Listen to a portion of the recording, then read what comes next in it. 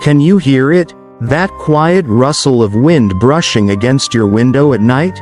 Outside, the city sleeps. Every sound is wrapped in a soft mist, gentle, hushed.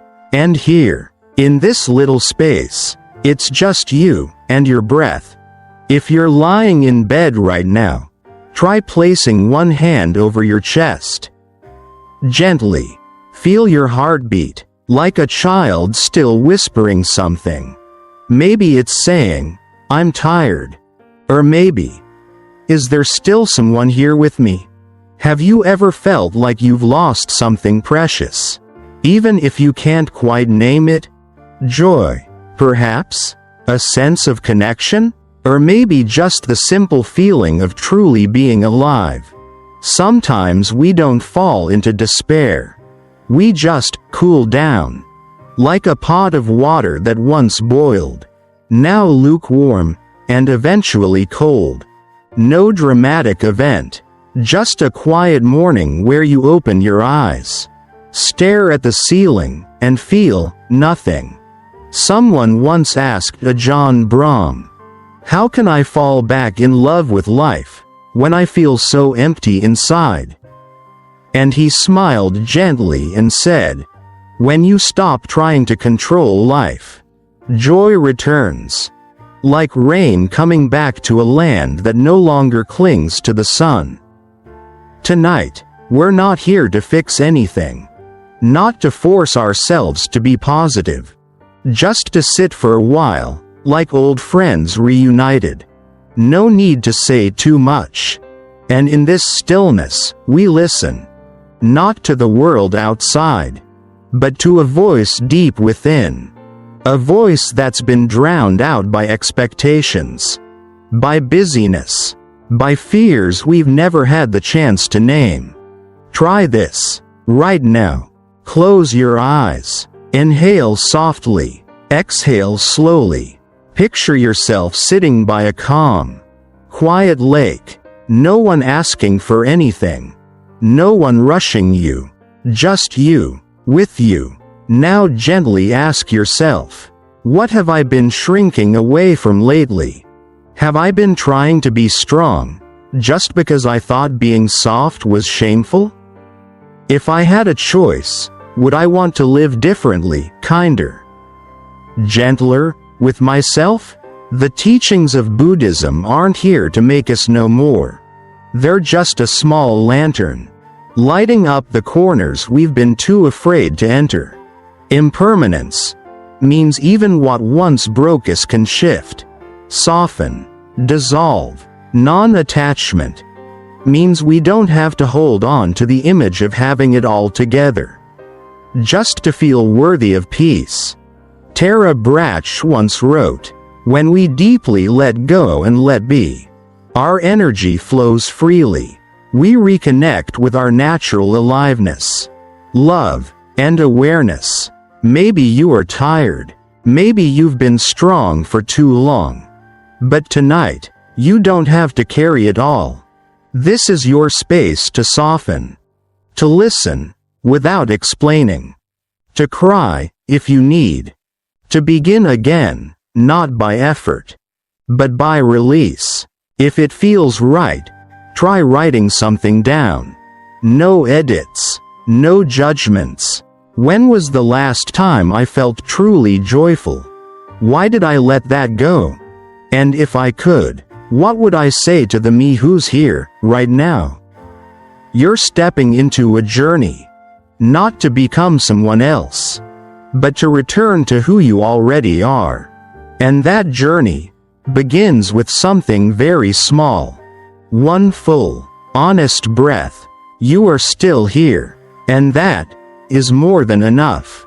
If these quiet words have touched something in your heart, consider following this channel, so we can keep meeting.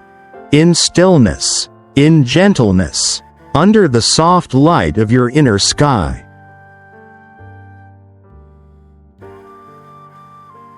Some days, our heart feels like a dry garden. Life still goes on. The alarm rings. Work waits.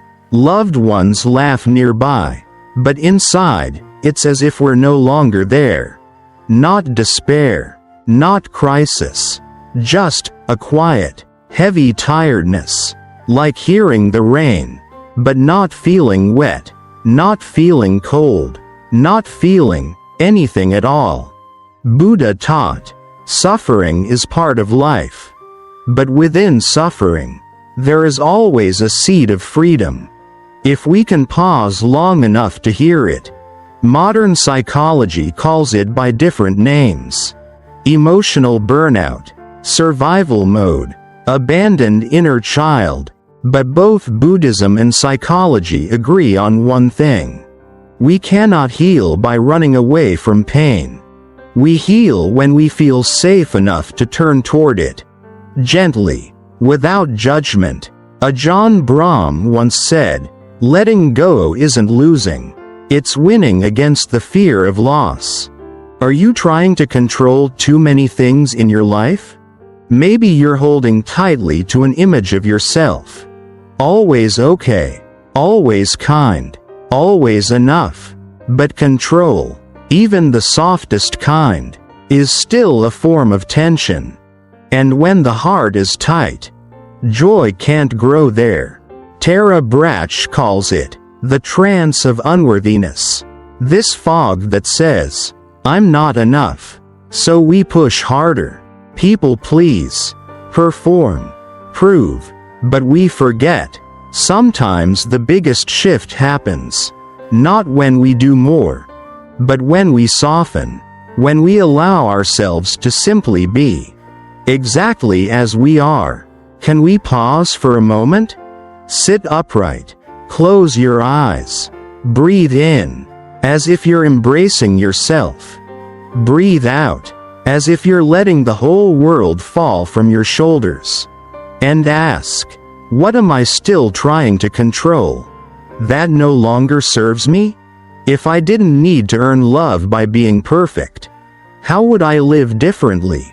In Buddhism, there's a tender image. A leaf, when it falls from the tree, doesn't fall away.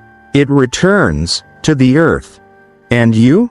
If you let go of expectations, of anger, of perfection, would you really fall? Or would you return? No one teaches us how to fall back in love with life. But life waits patiently, always, for us to open our hearts again.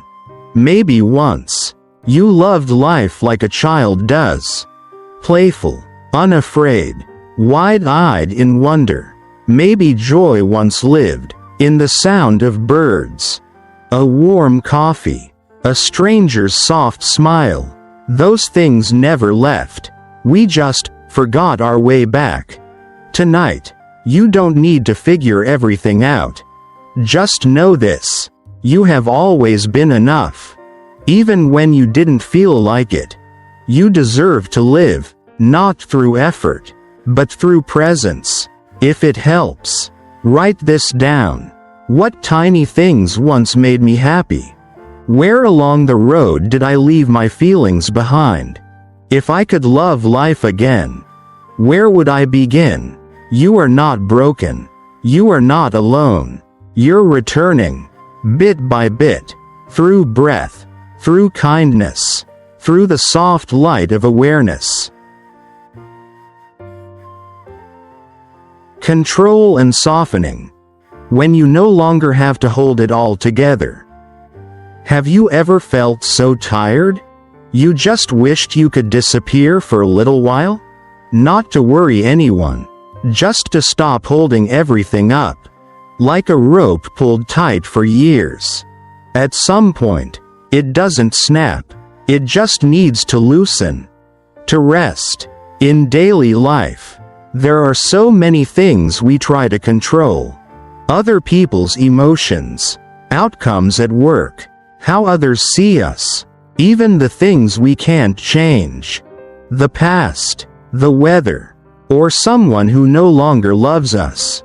We try, we overthink, we plan ahead, not because we're selfish, but because we're afraid. Afraid of loss. Afraid of being hurt again. Afraid that if we don't control it, everything will fall apart. But here's the truth. The tighter we hold on, the easier things slip through. Thich Nhat Hanh once said, "You don't need to be someone else. Just be you, whole, as you are." To soften doesn't mean to give up. It means trusting that life can flow, even when we don't grip so hard. Picture holding a handful of sand. The tighter you squeeze, the more it slips away. But if you open your palm, the sand stays still there, soft, steady, not gone. It's the same with trust, love, peace. They don't need control.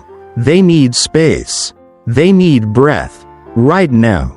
If it feels okay, try this. Sit quietly. Place one hand over your heart. Breathe slow, and gently whisper to yourself, "I allow things to be as they are. I no longer need to control." Write it down, or just hold it quietly in your heart.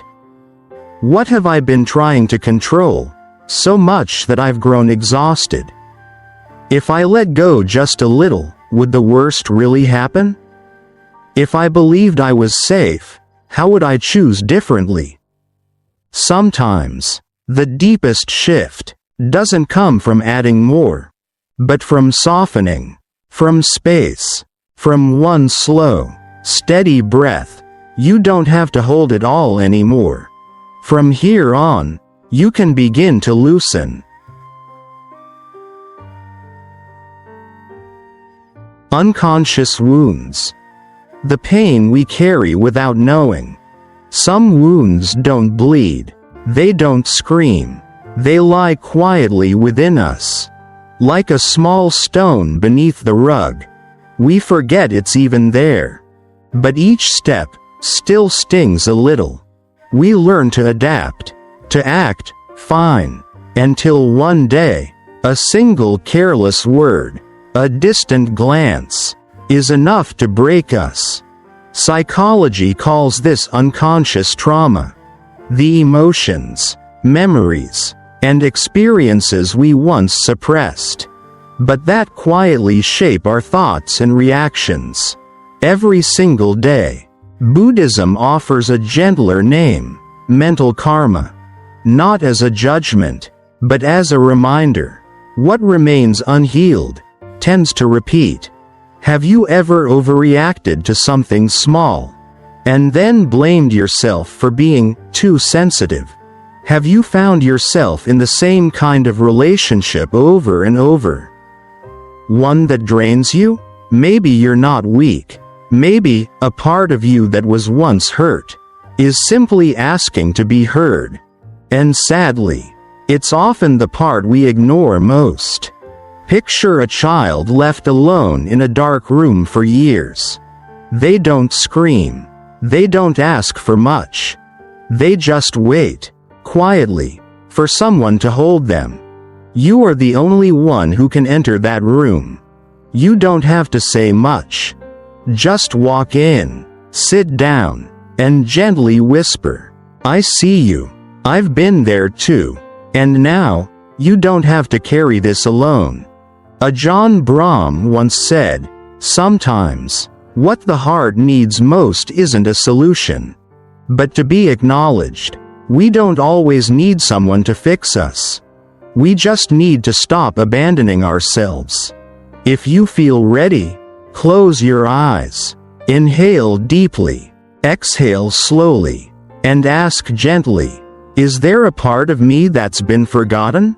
What pain have I buried that still lives in me?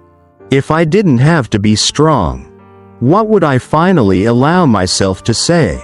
You can write it down, no edits, no filters. How was I once hurt? How have I tried to seem okay? And now, what part of me needs holding the most?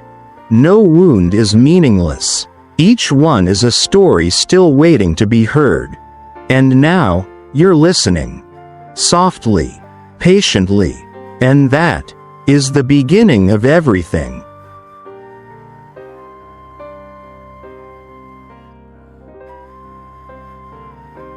Limiting beliefs.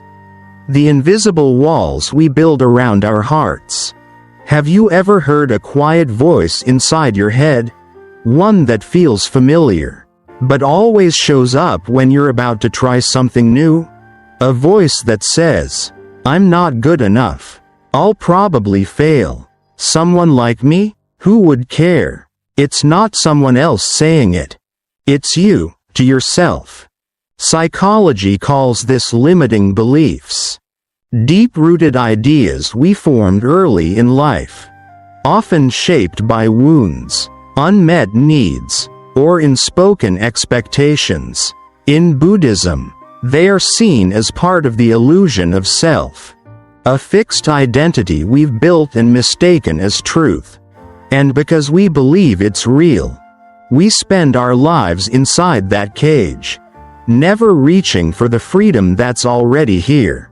Imagine a baby elephant, tied to a post. At first, it struggles, it pulls, it tries to break free.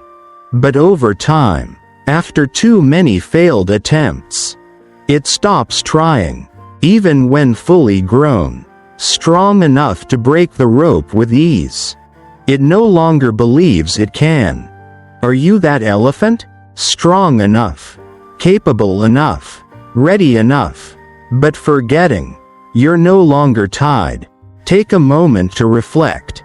Who was the first person that made you feel unworthy? When did you begin shrinking yourself? Choosing silence instead of speaking your truth? How many chances have you turned down? Not because you couldn't, but because you believed you couldn't? Tara Brach once said, "The greatest tragedy of our lives is that freedom is possible. And yet we pass our years trapped in the same old patterns."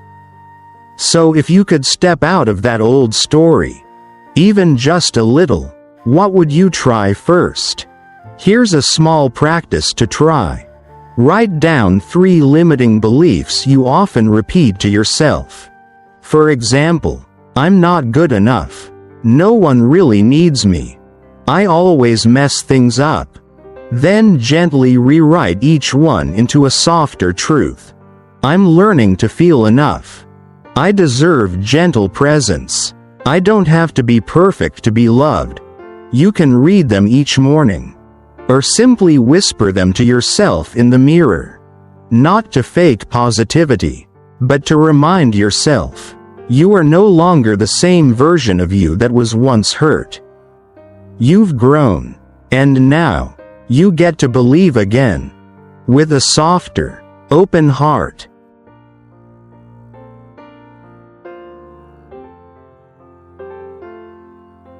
Reconnecting with joy.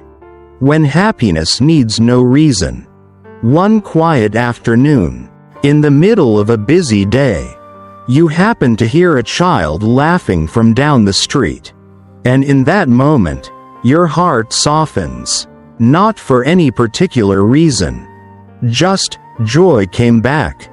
Gently, quietly, naturally. We often think of happiness as something we must earn. A reward after hard work. A finish line. But that belief can wear us down. The Buddha once said, "There is no path to happiness. Happiness is the path." Joy isn't waiting in the future. It's woven into the way we walk through the present. In a deep breath. In a judgment-free glance. In one silent minute, where we allow ourselves to do nothing. Psychology agrees. When we allow ourselves to be fully present, without a goal, without comparison, our nervous system softens. The brain naturally releases calming, joyful chemicals. Joy doesn't need a reason. It simply needs presence. Think back for a moment. When was the last time your heart felt light?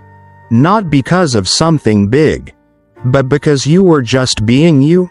Maybe it was while listening to an old song, making a quiet cup of tea, being hugged by someone who didn't need you to explain a thing. You don't need to change your whole life to feel joy. Sometimes, you just need to pause and ask, "Hey joy, where have you been lately?" And you might realize, it's been here all along, smiling at you from some quiet little corner of your day. If you'd like to try something now, choose one small thing you used to love doing, but haven't done in a while.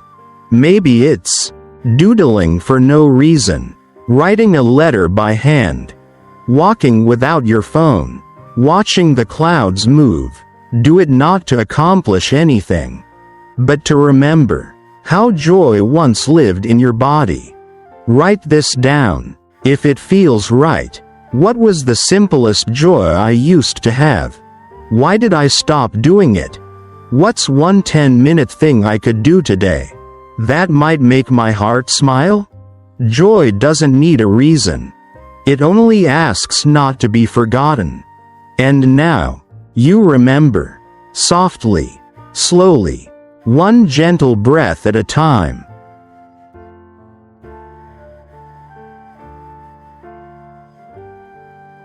Acceptance and letting go. Like water through open hands. Have you ever felt tired? Not from the pain itself, but from trying so hard to understand, to fix, to make sense of it all? As if the right explanation might finally make it hurt less. But the harder we try, the deeper we spiral. The deeper we spiral, the more lost we feel. And the more lost we are, the farther away peace seems. The Buddha didn't teach us to fix everything. He taught us how to sit right in the middle of the unknown. Not to run, not to resist, but to breathe and witness. Tara Brach calls this radical acceptance. The kind of deep allowing, where nothing needs to be fixed anymore. Not because we've given up, but because we understand. Not everything needs to be healed. Some things just need to be breathed with. It's like dipping your hands into a flowing stream. The water moves gently, cool and clear. You can't hold it, because water's nature is to flow. So too are our emotions, our memories, our people. The tighter we cling, the more we hurt, but the more we release, the lighter we become. Maybe you're still holding resentment. Maybe there are words left unsaid, regret, longing, wounds that still throb quietly. And that's okay, but you've carried it long enough. Maybe now, you don't need to throw it away. Just loosen your grip. Ajahn Brahm once said, "Don't try to let go. Let go of trying." Would you like to try something with me? Sit quietly. Inhale. Imagine you're gently holding your pain. Exhale. Picture yourself placing it softly down, like setting a leaf on the surface of a quiet lake. You don't have to let go completely. Just a little. Write this down. If your heart feels open, what have I been holding on to? If I placed it down, even just a little, what might feel lighter in me? If I can't forgive yet, can I begin with simple acceptance? Letting go doesn't mean forgetting. It means allowing things to be as they are, without trying to control, like the sky that doesn't push away clouds, like the ocean that doesn't cling to waves. You, too, don't have to try so hard anymore. Just breathe, and let it all move through your open hands, like water.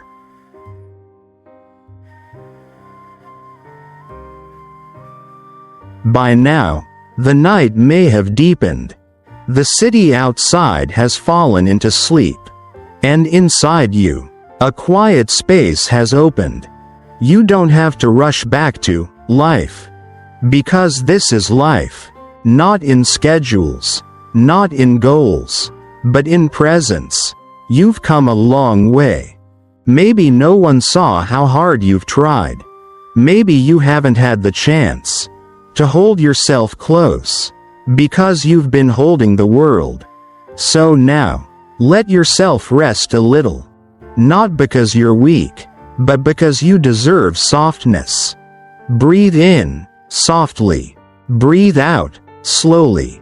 Feel your shoulders slowly lowering. As if you've just set down a heavy backpack. Not because you gave up, but because you no longer need to carry it. Thich Nhat Hanh once wrote, "Happiness is when you can stop. Stopping doesn't mean standing still forever. It means reconnecting with yourself, with the life that's been quietly flowing beneath everything, with the part of you that keeps whispering, 'I'm here, I'm breathing.' That is enough. If you're lying down, place your hand on your heart. Whisper softly, 'Thank you for not giving up.' If you're sitting, gently close your eyes for a minute. Imagine a soft light resting gently over your tired shoulders. It may not heal everything, but it's enough to remind you. You are seen. You are held. You are touched by stillness. You don't need to become someone else to be loved. You don't need to figure everything out to feel peace. You only need to be here. Honest, tender, and alive. Exactly as you are. If it feels right, write a few words to yourself. What am I proud of lately? What would I like to tell myself for tomorrow? What small, gentle thing can I do to care for myself tomorrow? And if these whispered words have touched something in you, hold them close, like a soft corner of comfort you can return to whenever life feels unsteady. Or, you can follow this channel, so we can meet again. Each night, in candlelight, in wind, in breath, you are already enough. And now, you can soften your shoulders and rest a little. I'll see you again, in the quiet place where light is always waiting.